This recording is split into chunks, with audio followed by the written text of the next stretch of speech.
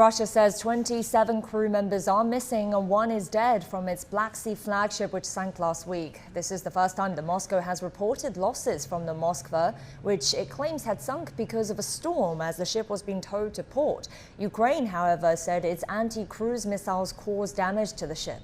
The standoff continues in Mariupol. Russia's defense ministry says Ukrainian soldiers holding out in the giant Azovstal steel complex can still surrender and that it is ready for a humanitarian ceasefire if it sees raising of white flags. Ukrainian Deputy Prime Minister Irina Veresh-chuk, meanwhile, said a humanitarian corridor may open in the port city on Saturday. An attempt to evacuate civilians had failed on Friday. Philip Crowther has more from Lviv in western Ukraine.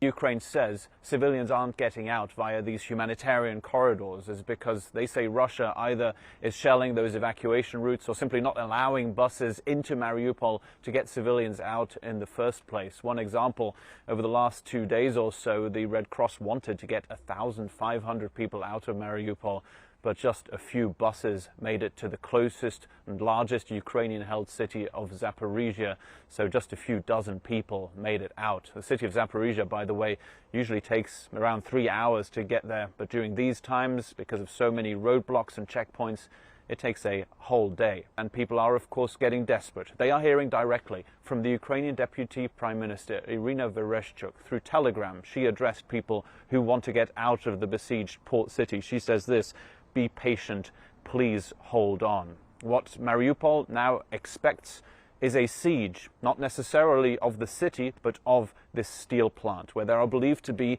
around 2,500 Ukrainian soldiers. This is according to Moscow, and around 1,000 civilians, say the Ukrainian authorities. Now, the fact that there's a siege on this steel plant does not mean that it is not going to be bombed still continuously by the Russian forces to try to get those Ukrainian soldiers essentially to give up. Tactically, what does this mean? Well, that maybe some of those Russian troops who are trying to maybe storm that steel plant, well, they've been told not to do that.